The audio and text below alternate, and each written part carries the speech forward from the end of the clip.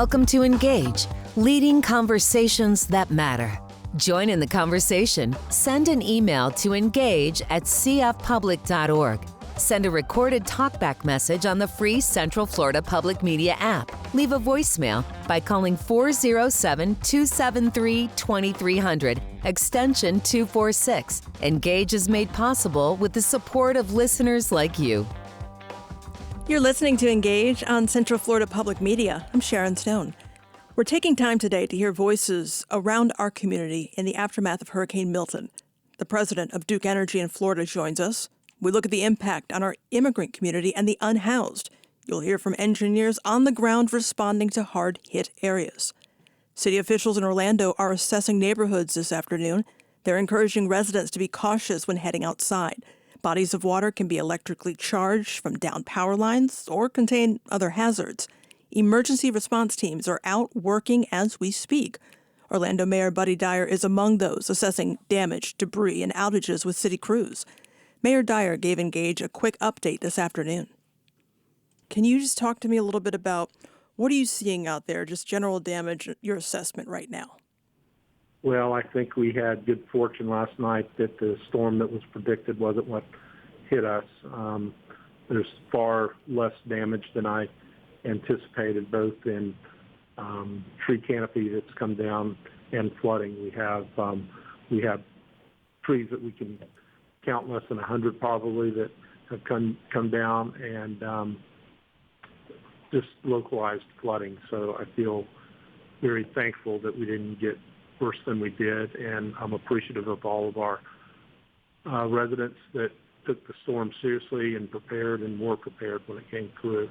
Power outages at the early hours this morning, OUC had about 87,000 customers that were out. I know that they've restored a substantial amount of that.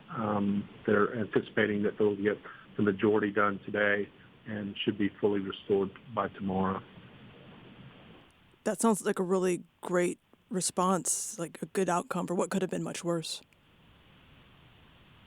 Yeah, I was anticipating that it was going to be the worst storm we'd ever had, a combo of Charlie and Ian, and fortunately it wasn't. Mayor Dyer, have you had any reports of injuries to any residents? The only injury that I'm aware of is a firefighter that was involved in a house fire down in the Conway area that inadvertently got touched a power line or made contact with that. So he's recovering, but he is in the hospital. That's good to hear that he's going to be making a full recovery. Can you talk to me about what your priorities or what you're going to be doing the next couple days? We have about 400 traffic signals that are impacted one way or another, so getting all of the roads clear. Traffic signals are certainly a priority, and I want to remind all your listeners that if you come to a traffic signal that is not powered or is blinking, you need to treat that as a four-way stop. So even if it's a four-lane road on one side and a two-lane road connecting, the four-lane needs to stop, just like it's a four-way stop. So I've noticed some of the intersections that are like that the people think they have a right-of-way on the four-lane part of it, but they don't. Everybody needs to stop and treat it like a four-way stop. So we'll be working to restore that, and OUC, of course, is working to restore power, and then from there, it's really debris cleanup. And we know in this community, we can really come together in Orlando, and disasters can really, at times, bring out the best in people. Have you encountered that in the community? How are they responding? The neighborhoods I've been in, neighbors are checking on neighbors, and that's what I would encourage you to do. If you have seniors that live on your street or people that live alone, check in on them. If there are people with special needs on your street and you know of that, just be neighborly. Check in and see if anybody needs something that you can help them out with. And Mayor, just here we are on Thursday afternoon. Do we have the all clear? Can people start heading out, or do we still need to be kind of hanging tight?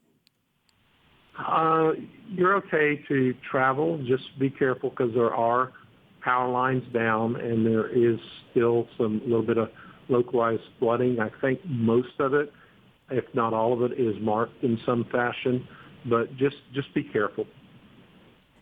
And to wrap up, anything else you would like our audience to hear from you, Mayor? Again, I'm just thankful to the citizens of Orlando that all took this storm very seriously. We were lucky that it did not hit us in the way that we had anticipated, so let's all be thankful for that. And it's probably the last storm we're going to see this season. So enjoy this fall weather we got as a result of it. I think we can all agree that would be ideal. Thank you so much for your time, Mayor Dyer. Okay, take care. And that was Orlando Mayor Buddy Dyer. The city's citizen information line is 407-246-HELP if you need to report damage, downed trees, or traffic lights that are out. Speaking of outages, more than 3 million homes and businesses are still without power in Florida. This is according to the website poweroutages.us. Just to give you a sense of how significant the outages are in this state, energy companies serve more than 11.5 million customers statewide. Nearly 100% of people in Hardee County, that's south of Polk, lost power. Duke Energy is one of the major service providers in Central Florida. Their crews are among those assessing damage from Milton's strong winds, heavy rain, flooding, storm surge, tornadic activity. Melissa Sasha is Duke Energy's state president in Florida. She joined Engage this afternoon for an update on restoration efforts. Heading into Milton, one of the biggest concerns we heard about was power outages, and we've seen millions of people across the state without power. Can you let me know where you were for Duke Energy customers at the height of outages and update us on where you are now?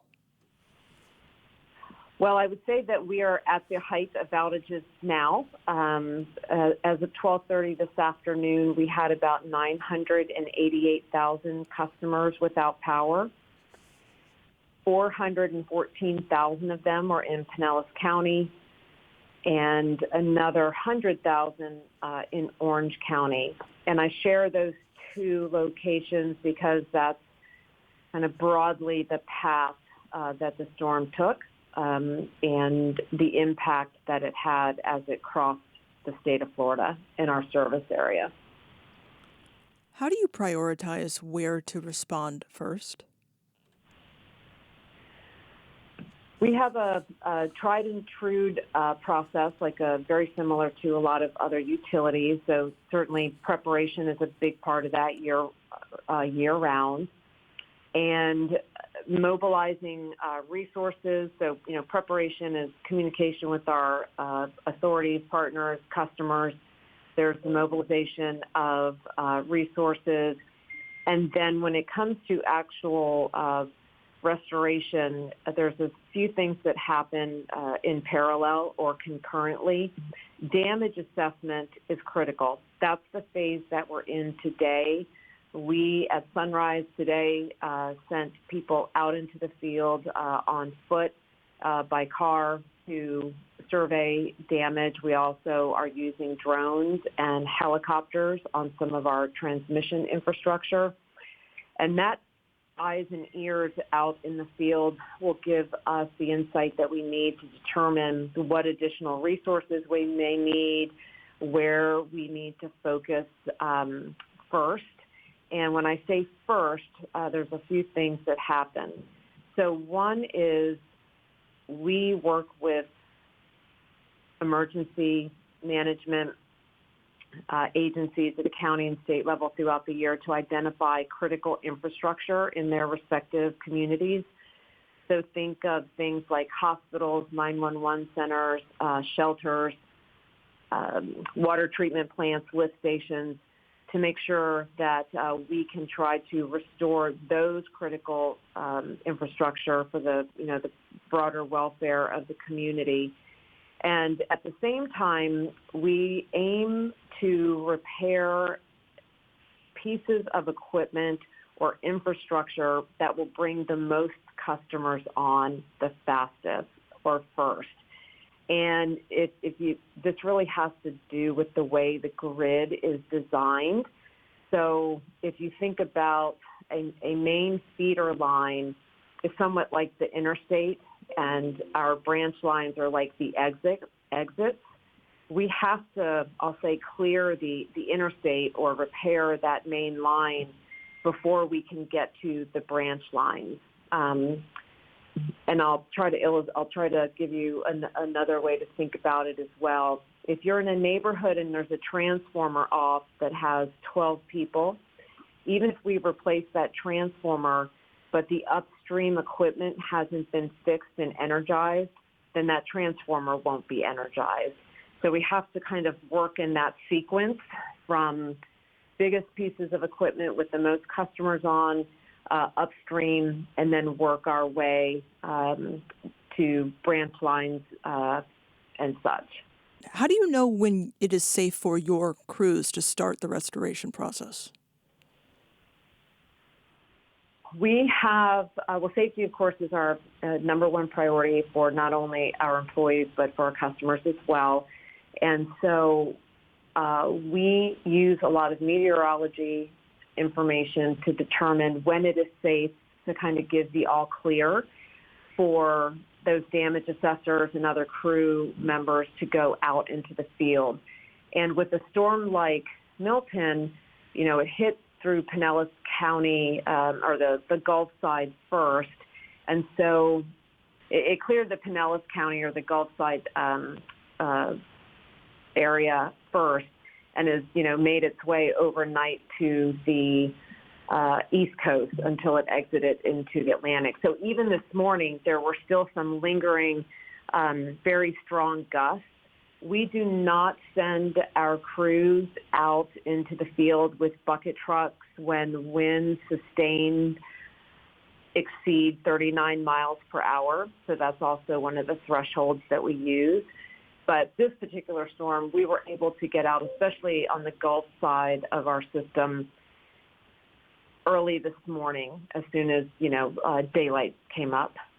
Have you dealt with this level of damage recently in terms of widespread outages from a hurricane? Well, we've had our fair share of outages and hurricanes events. The last 13 months between Idalia and Debbie and Helene that made landfall in Taylor County, which is part of our service area. We serve the city of Perry there. And even though it is more rural, still a significant number of customers. But we've also had experience with these types of high-end category storms. Hurricane Michael in 2018 hit Mexico Beach. It was a Category 5. We serve Mexico Beach.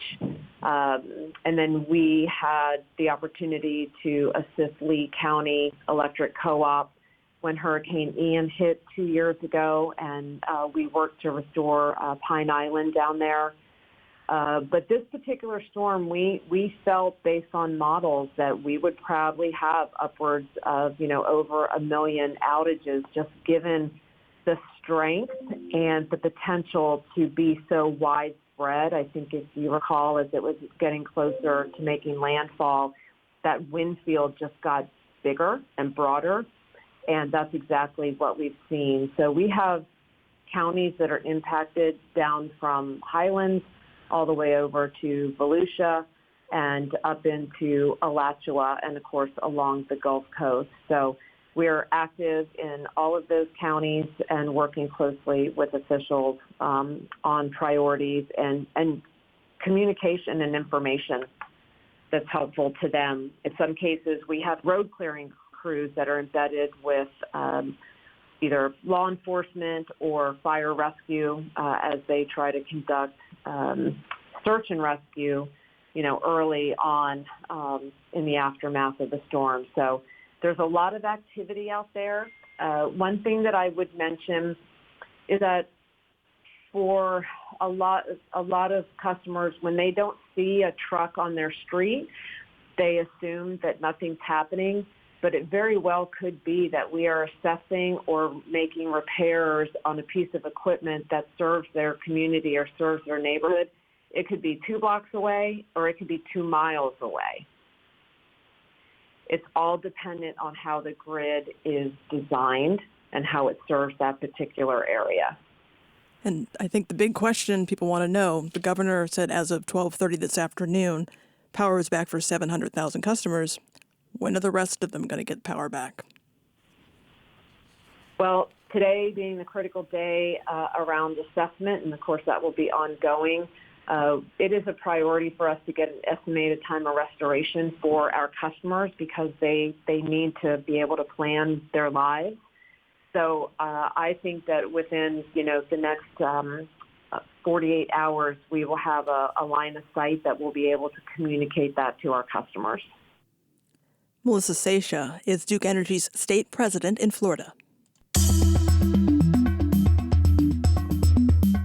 There's more ahead here on Engage. We will talk with the Christian Service Center about efforts to get unhoused Floridians out of harm's way and supported after the storm.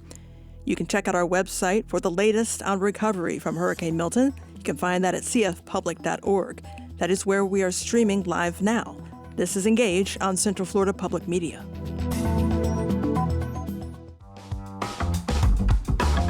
This is Engage on Central Florida Public Media. I'm Sharon Stone. Central Florida has seen its unhoused population explode in recent years. Their safety and welfare during hurricane season has been of paramount concern to the organizations that provide services and comfort to this vulnerable community. Eric Gray is the executive director of the Christian Service Center in Orlando, a nonprofit with a mission to prevent homelessness, combat poverty, cultivate self-sufficiency, and restore hope.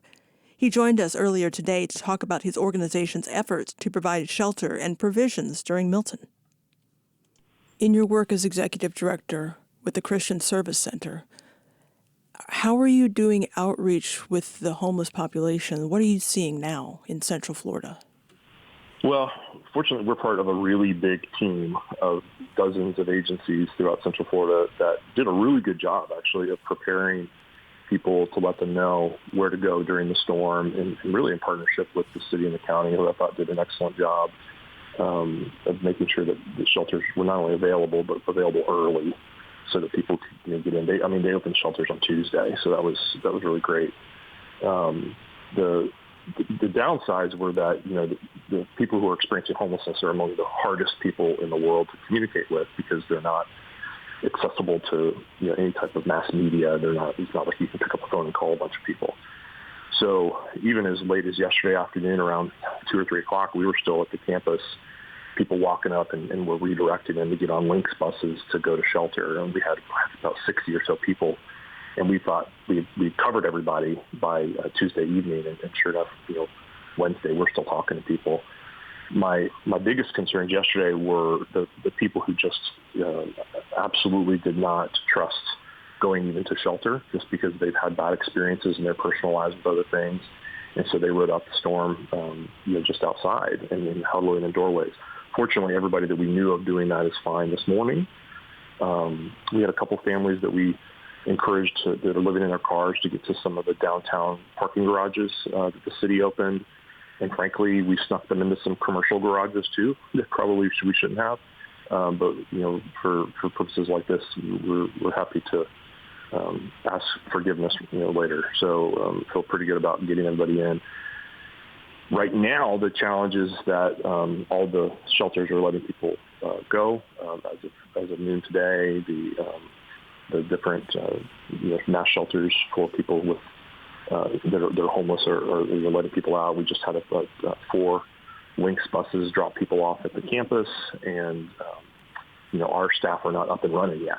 So we're scrambling to make PB&Js and to just get everything back on. Fortunately, power is fine at the campus, and we have a lot of volunteers who've been really helpful. Any thought on a timeline for when you might be able to get fully back up and running? Well, I thought we were going to be fully back up and running tomorrow, but as it turns out, I think we're going to be fully back up and running today because I don't think we have any choice. We just have so many people that are coming. So the staff is mobilizing out there for us to be back up and running by about 2 o'clock. So I think we're up and going now, and we're putting the word out mostly because we weren't fully prepared for today to be open. We're just been putting a call out for people that want to make sandwich. We call it Operation Sandwich, where people put together sandwiches in little Ziploc bags and put those in another bigger Ziploc bag with a bottle of water and a bag of chips or a piece of fruit. Usually it's PB&Js or ham and cheese or turkey and cheese, things like that, just because we weren't prepared to do meals for 400, 500, or 600 people today. And we'll be back up and ready, tomorrow to do normal operations. But I think today for lunch and everything, just getting people any type of meal, we're scrambling a little bit. And Eric, what are you hearing from the people who are already coming to you today about their experience in the storm? Well, actually, fairly positive things about the shelter experience. I think they all were actually very pleased with, the different high schools that they ended up going to. A lot of our folks ended up at Colonial High School. Orange County had 11 different facilities going, and they all seemed to be very positive about it. Unfortunately, their experience of experiencing homelessness is not changed, and so they're still living outdoors, and they still are dealing with the weather no matter what day it is or what time of year it is. And so, this is unfortunately just a normal part of life for too many people, and it's an emergency for them every day.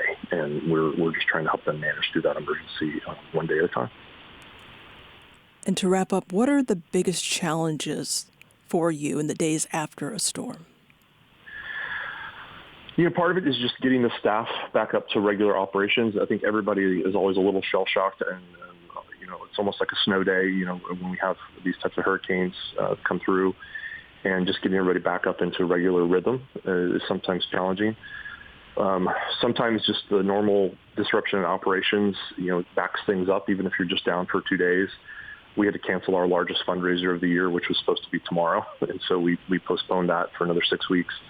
So things like that, the small disruptions, they start to pile up. But I'm very hopeful and frankly thankful that we didn't have any more damage. We really didn't have anything significant other than just some, small leaks and down tree limbs and things like that. And so far as we can tell, no major injuries, and everybody seems to be fine. So we're very thankful that it couldn't have been a lot worse, and we're glad that it wasn't. Eric Gray is Executive Director for the Christian Service Center for Central Florida. The U.S. Army Corps of Engineers is mobilizing their response in this state. Keep in mind, this comes less than 2 weeks after Hurricane Helene made landfall along the coastal bend as a Category 4 before weakening and continuing north into Georgia, Tennessee, and North Carolina. Lieutenant General William Graham commands the United States Army Corps of Engineers. He joined Engage from the field to talk about their role when disasters like Milton visit Florida. What is your role in emergency response after hurricanes, and what are you doing now? Yeah. So ma'am, we work as the Army Corps of Engineers works as part of the federal family under the FEMA umbrella, is a large part of our response. And so working with FEMA right now, our role is to take a look at, I don't want to get into too much of bureaucrat speak with you, but we handle emergency support function number 3 for FEMA, and that's public works and engineering. And so the missions we're looking at to assist the folks in Central Florida right now are potentially a temporary roof mission. You might have heard that called a blue roof mission in the past. And we're surveying right now to see the extent of the damage for all the wind that came through with Milton. Second mission is to use our engineers to assist the state and local engineers to assess their infrastructure after a storm rolls through. And that's primarily water treatment plants, wastewater treatment plants are of immediate concern right now. So that's under FEMA's authorities. Under the Army Corps' normal authorities, our first order to Tampa, that navigation coming in out of the port of Tampa through the channel is unimpeded. And so as soon as the storm cleared, working in conjunction with the port, working in conjunction with the Coast Guard, survey vessels out, making sure that the storm didn't push any sand underwater into the channels that might pose a hazard to the maritime traffic coming out, and particularly the fuel barges that Florida relies on. So that's of immediate concern to us.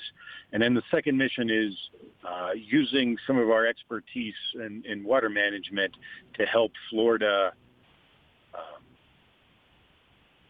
We call it unwatering, but it's move floodwaters out of low-lying areas and get it to drain more rapidly. I think when Hurricane Ian came through a few years back, we worked with a South Florida Water Management District, who are wonderful, and we brought in the Navy's Supervisor of Salvage, which have tremendous capabilities, and we actually pumped the Kissimmee Chain of Lakes backwards for a week or so to allow water to drain out down into Lake Okeechobee.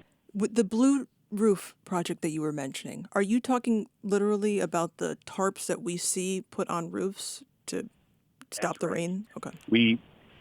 That's exactly right. And so the intent behind the Blue Roof mission is if your roof is, this isn't for if the storm ripped off the plywood and your bedroom's open to the elements. This is for if maybe a quarter or up to half of your shingles got ripped off, and if it was only you will eventually have to fix your roof permanently, but the concept behind the Blue Roof mission is to get a temporary waterproof covering up on your roof, and that allows you to get it back in your home until you can work with your insurance company and get permanent roof repairs effected. But that allows you to get back in your home, get your kids back into school, and get the local economy started as soon as possible. So the Blue Roof mission that you've seen, that's what we're talking. Will you be doing any site surveys within Central Florida specifically, or are there other areas you're going to be focusing your attention on? So they'll follow the path of the storm, using imagery to take a look and gain a good assessment of, is this something that the local groups can handle, or is this something that's going to require federal help? And those assessments are ongoing as we speak. There's so much misinformation and just uncertainty about what should be done in terms of what resources are available to me. Can you please just clarify, what do people who need help need to be doing now? Where should they reach to?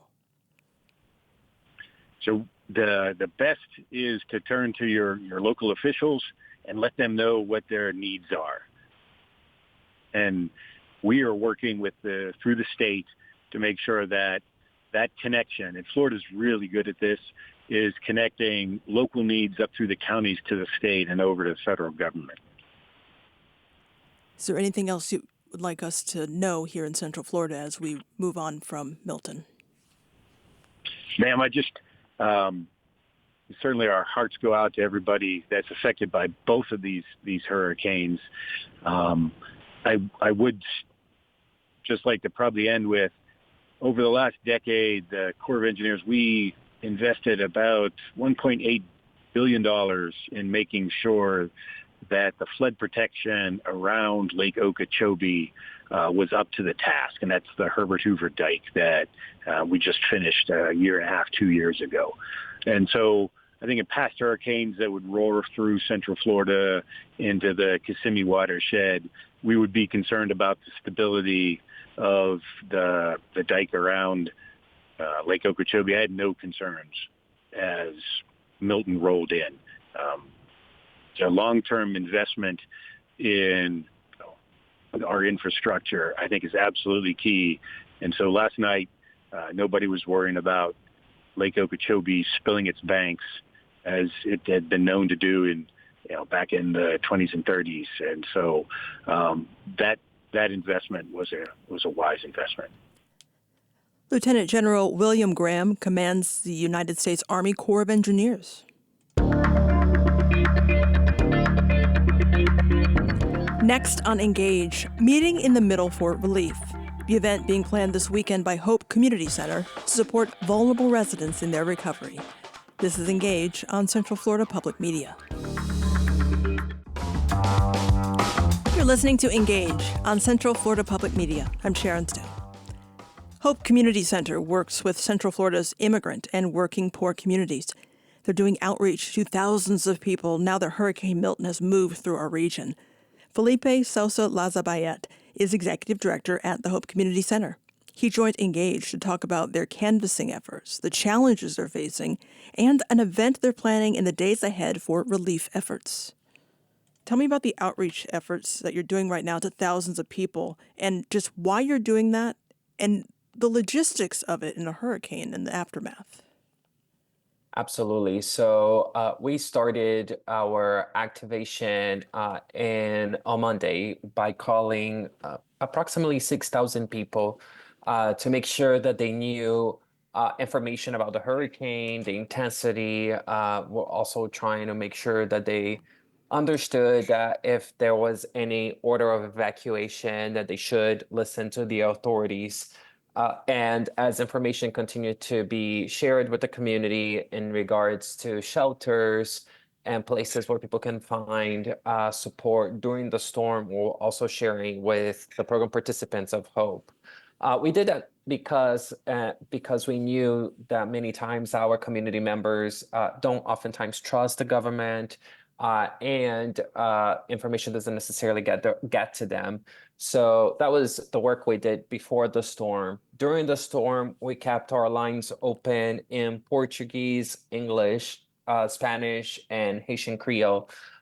So folks could get information as we were getting it from Orange County about resources during the storm. And now we are assessing damages in both our buildings. It seems like we have a small leak in the roof of one of our buildings, but tomorrow we'll start a major outreach campaign, which will consist of phone banking, again, about approximately 6,000 people, and then canvassing on foot some of the trailer parks around Apopka, and all of that to invite folks for our Meet in the Middle for Relief, which is a major effort to bring immediate relief to those most impacted by the hurricane.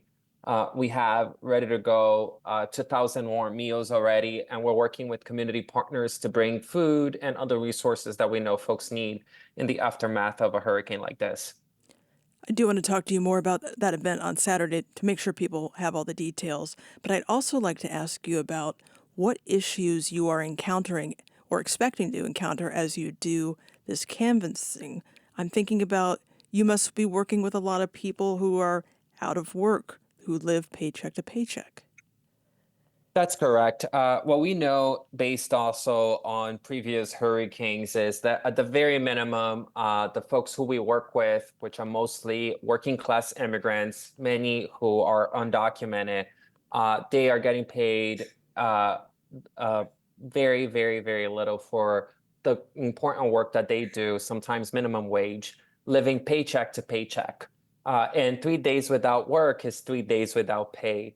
And also to put moreover all of the electricity outages that are happening in the area, which will mean that food will spoil.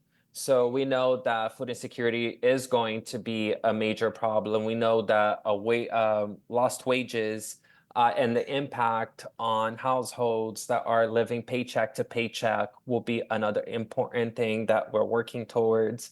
And then finally, advocating on behalf of many people who don't necessarily are looked after during a hurricane like this. This is why we're collecting data and information so we can share with authorities and local governments so we can work together in the long-term relief effort that we're going to have to be part of as our communities go back to normal. Quick follow-up on that. What kind of information are you looking together to advocate for the people you're helping? We're essentially collecting information about the top issues impacting them right now, which some of the questions we're asking are the relationship between property damage, any kind of health issues that they may be facing, also looking at outages, wages that may be lost, all of that, so we can have a good picture of the most immediate needs in our community. and also use that to be able to go to authorities that are sharing resources and advocate so those can be shared with our community in a fair way. You also mentioned that you're working with a lot of undocumented people. What are some of the challenges this community faces in the aftermath in trying to recover? The first one is the fear of deportation and not knowing who to trust. And when that oftentimes means people don't come forward and look for the help that they're entitled to. So this is why we are working hard to make sure that we're sharing accurate information that can serve them. And at the same time, giving them the resources they immediately need in order to be able to survive and to get through this really hard time for them and their families.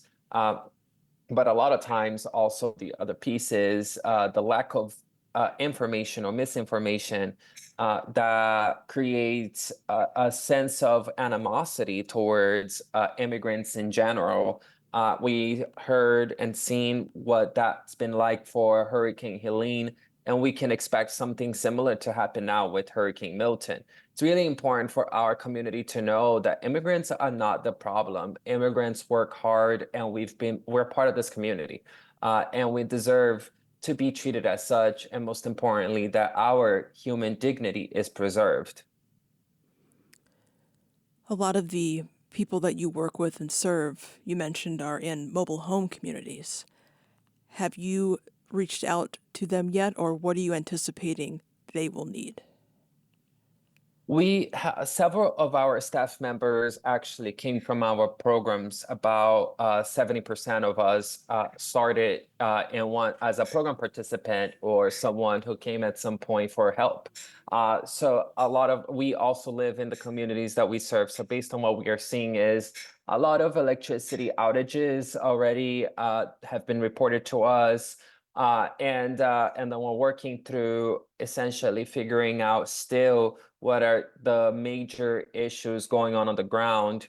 But tomorrow we are going to hit the ground running and actually visit some of these places with our staff to bring information, resources, and invite them to the Saturday event. And one more time, if we could just go over your event on Saturday, Meet in the Middle for Relief, just all the information that we could possibly need to share about that. Absolutely. So Meet in the Middle for Relief is an effort that Hope and other organizations are bringing together so we can be there for our communities in the moment that we need it the most. We are accepting non-perishable donations of food so we can distribute on Saturday. We also have a hurricane relief link in case folks want to give donations, and we'll share those donations with those who need it the most. Our event is this Saturday from 12 to 4 p.m. at 800 South Hawthorne Avenue, Apopka, Florida, and zip code is 32703. We are going to offer warm meals, also just a place, a soft place in a hard world right now where people can come, relax, and get resources. We'll also be doing some education on the importance of voting on the day of the event, and just be there for our community. So if you need us, please come. Again, Saturday, 12 to 4 p.m. And the address is 800 South Hawthorne Avenue, Apopka, Florida, 32703. And just to wrap up, is there anything else you would like our audience to hear from you? I think it's most important that in tragic moments like this, we as Central Floridians stay united despite whatever we are hearing on national television from national politicians. Immigrants are not the problem. We're here to support our community. And most importantly, the Hope Community Center is here for anyone who needs us right now. So come on Saturday or come on Monday. We'll be there for you. Felipe Sosa Lazabayet is Executive Director at the Hope Community Center. I have a quick update for you from Volusia County. The county is going to enforce a curfew starting at 9 o'clock tonight. That is Thursday, October 10th. It ends at 5 a.m. Friday. doesn't apply to regular members of law enforcement, employees traveling for work, or for emergency workers. That is all for today's edition of Engage. We are back Tuesday at 3 o'clock. You can always check out our website for the latest on recovery from Hurricane Milton. You can find that at cfpublic.org. Thank you for joining us. I'm Sharon Stone. All Things Considered is coming up following NPR News.